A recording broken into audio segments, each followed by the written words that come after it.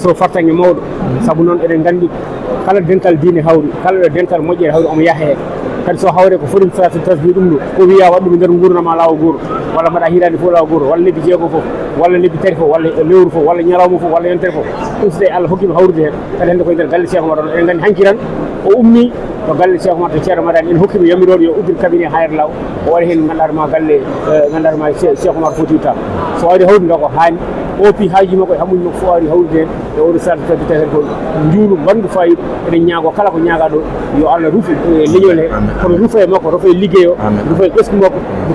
ruufa e dennagal ko liggoro ya barke Rasulullah on docteur Seydou Sow par ce que ngol ɗo watti 21 ans 21 ans mi woni secrétaire général ndeɗo fedde kala ko waɗa organisé mi wiyata ko mi waɗata kono junggam kam ne tawa hen kala kadi cellule gonɗo e nder Sénégal gonɗo toon to Mauritanie gonɗo toon caggal leydi ko min udditi ɗum kala ko yettere Allah en gandi président fondatrice o miijo makko wonno hen tan ko arde laaɓande yimɓe deedi ngam ɓe janggaɗi jangga ɗo goye mawɓe ɗo ɓe ngala balle ɗum ɗon gandanma so tawi ceerno Seydou Sow kañum ko ɗum woni o waɗi o tawi hen ceerno tawi hen sokhna Mariame Ba ɗum kam ko mbiyete kodde makko dufe koso o tan ɗum noon moƴƴere woni ɗo nde ko nden moƴƴere docteur Seydou Sow o tan o tawi kadi moƴƴere wani ko moƴƴo noon engrais moƴƴo non so sowna mi yetti Allah tan mi yetti Allah mi juuli Nabi sallallahu alaihi wasallam ko noon tan mi weltima tan mi weltima c'est Oumar Ousmane Ndiaye Oumar Amadou qui a été créé en 2005 au niveau du quartier Ouest Foire, dont la fondatrice s'appelle Mariam Ba Tall, l'épouse de l'imam Thierno Seydou Mountaga, imam ratib de la grande mosquée. En fait, le but de cette association, le but de cette daïra, le but de cette oasis sociale et religieuse, c'est d'abord de récupérer les gens qui n'ont pas été à l'école jusqu'à l'âge adulte. Généralement, on a l'habitude de voir des jardins d'enfants. Nous, on a inversé les choses, on avait les jardins d'adultes. Toutes les grandes personnes, toutes les vieilles personnes qui n'ont pas eu la chance d'aller à l'école coranique, on les a récupérés, ils ont appris le Coran, ils ont appris la charia. Alors aujourd'hui, cet événement s'est rajouté aux bonnes œuvres que l'association est en train de faire, parce que l'association est en train de faire l'éducation en école coranique, mais aussi l'entraide et la solidarité entre les gens, surtout au moment béni du Ramadan, où c'est recommandé de venir en aide aux musulmans. Il est dit qu'à chaque fois qu'on donne à un musulman une seule date, c'est comme si on a sauvé une vie. Mais les œuvres de Oasis religieuse ne s'arrêtent pas à ça seulement, parce que nous faisons aussi des dons de sang. Nous allons aussi dans des centres où il y a des enfants, comme des orphelinats, on fait des dons. Alors Oasis religieuse est dans le social. Quand on a dit Oasis, Oasis c'est quoi? C'est une mare dans le désert. Social, c'est que les gens qui n'ont pas les moyens, qu'ils viennent s'abreuvoir dans cette oasis. Religieuse, les gens qui n'ont pas pu avoir certaines actions de la religion musulmane pour qu'ils puissent en bénéficier. En bref, c'est ça quand même l'objectif de cette association. Maintenant, la Salat Tasbih, qu'on l'a recommandé le prophète Sayyidina Mohammed sallallahu alayhi wa sallam, il a dit aux gens, faites ça une fois dans votre vie, si vous pouvez, ou bien une fois par 6 mois, une fois par an, ou bien une fois par jour, ou bien chaque jour. C'est pourquoi Thierno Seydou, le guide moral de cette association, a voulu demander à tous les musulmans du Sénégal pour qu'ils viennent, on prie ensemble. Parce que la prière d'ensemble, elle est tellement cruciale. Dieu seul sait qui prie et que lui, il exauce. Donc quand il y a plus d'hommes, il y a plus de chances pour que les prières soient exaucées. Et raison pour laquelle on a appelé tout le monde en prière en communion ici au niveau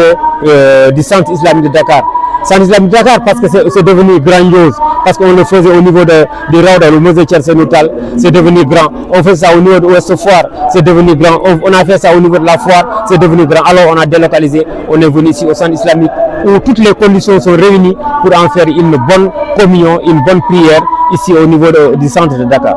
Vous arrivez à combien d'éditions? Vous dites? Vous arrivez à combien d'éditions? 21 éditions. Nous sommes à la 21e édition, donc consécutive. On n'a jamais sauté une édition. Chaque année, le premier ou le deuxième samedi, on le fait.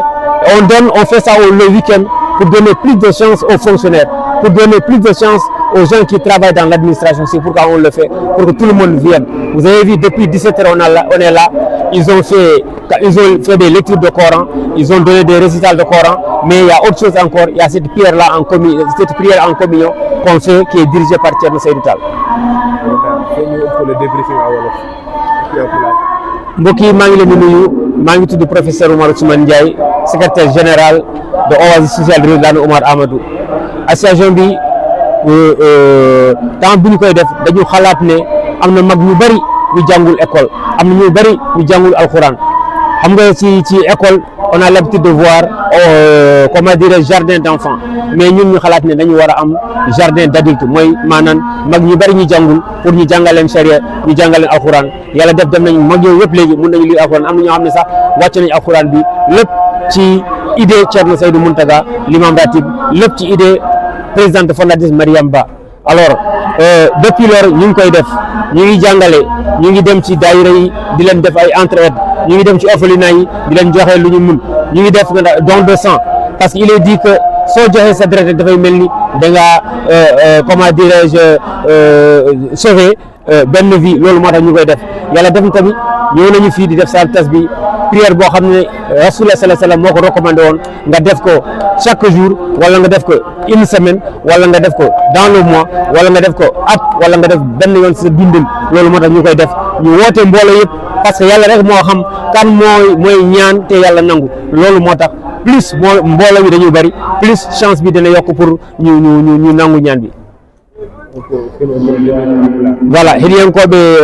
ganduɗa hoorema ɗiɗo hewde TV mbiyeten ko Oumar Ousmane Ndiaye komin woni kolaɗo kuuɓal Lana Oumar Amadou Oasis religieuse Allah waɗi nde ɗo fedde hannde watti duuɓi nogas e ko kone taga ganduɗama tawi kadi wannode ko Mariam Ba kañum woni fondatrice o e gardogol ganduɗama Thierno Seydou Mountaga e yamirore Thierno Mountaga Tall Allah waɗi guilde ko min woni secrétaire général nde ɗo fedde hitande foof amin mbaɗa sadu tasbi ha woni duuɓi nogas e goho kono gueɗe moƴƴe batteɗe amin jaaha e ganduɗama sukaɓe ɓe ngala jinnaɓe min kokka ɗumen ko mbaɗe moƴƴe amin jaaha amin kokka ƴiƴemeji nde tawno ƴiƴam hokku ɗum ko hunde moƴƴere kono kay nde ngoɗo ñalgu kadi ne waɗe salade tasbi woni juulu malal juulu moƴƴere ngu jomiraɗo ngu jomiraɗo yamiri ngu Rasulullah sallallahu alaihi wasallam wi saɗa wawi waɗɗum gotal nder hitande walla mbaɗa gotal nder e gurdam ma walla mbaɗa gotal nder lewru mbaɗa gotal nder yonta walla mbaɗa ñande kala ɗum waɗi Thierno Seydou noddi yimɓeɓe wiyoɓe gara ɓe julde ɓe duwo nde wonno noon sa yi yimɓe mbiyama yo gar ha keewa kala duwiɗo hen ko Allah andi hol hunde ko waɗa ko barke hol duwaw bitede amin ɗum waɗi yimɓe fof gara kawra hen ɗum noon eɗen jetta Thierno Seydou Mountaga yo Allah julnu balɗe makko eɗen jetta sokhna Mariam Ba e gardogol Thierno Madane Tall e Thierno Bassirou Tall kono kay ko Thierno Mountaga ganduɗa ma hokkuno nde ɗo yamirade yo ɗum ɗo waɗe Allah jarama on jarama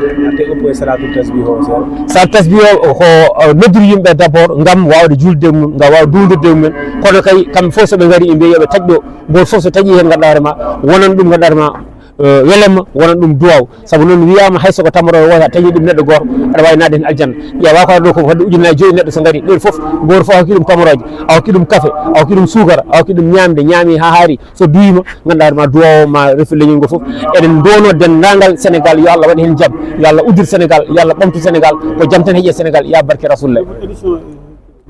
nogas e goho gonɗo watta duuɓi nogas e goho saabu ko 2005 fuɗɗino woni duuɓi temedde ujunnaje ɗiɗi e nogas e joyyi hikka watti ganduɗa hoorema duuɓi nogas e goho bisimillahi rahmani rahim alhamdulillah caggal nde jettiɗen Allah julɓene rasul sallllahu alayhi wa sallam koye wañ mo tawɗamin o ko wañ dañɗo hannde duuɓi nogas e goho ko salat tasbi o fuɗɗa e joni ko hikka waɗa duuɓi nogas e goho ƴetta hen kadi temmo ganduɗa ko tem pewnowo julɗo woni neɗɗo kala kone haala yo andu kone haala kono jangto yo tawne andi kono jangto deƴƴere ni mi sikku deƴƴere ni ɓuuri hen hewde nafoore e wiide komi bawɗo haalde ne haala wadde ko mbaɗanmi ko ni wona ko mbawmi kono ko yettude Allah tan gonmi saabu tawtorede tan gila fuɗɗode ha hande waɗa duuɓi nogas e goho ɗum ɗon ko yettere Allah tabarikallah machallah Lana Oumar Amadou e gardogol Thierno Seydou guidde moral o e fondatrice men hono sokhna Mariam minen puɗɗode ha joni gila tan ko palatuji sappo wonno hande woni ujunnaje palatuji te foof ko dewal Allah kala ko woni Allah ɓolo tan ko yeeso fay kala ko woni Allah ɓollo ko yeeso fay ɗum ɗo noon gila fuɗɗi ko Allah ha tolni duuɓi nogas e goho ko Allah tan woni Allah tan yaa hen nden noon alhamdoulillahi rabbil alamin gila sukaɓe ɓe woni sukaɓe tabarikallah machallah alhamdulillah min jetti Allah min juule rasul sallllahu alayhi wa sallam julde waɗeteɗe ɗo nden noon sala tasbi o no sernaɓe men anduɓe men mbini kala julɗo hen hayso ko lawol gotol e gurdam ma aljanna ma darima nden noon min jetti Allah gila duuɓi nogasi ɗo amin juulo ɗum nden min jetti Allah subhanahu wa taala min jettanimon onon Allah sohna Sahoura e télé o machallah Allah yarno ɗum yesso gam barke allahumma salli ala seydina Muhammadin gam barke Cheikh Oumar radiallahu taala anhu on jarama salamu aleykum wa rahmatullah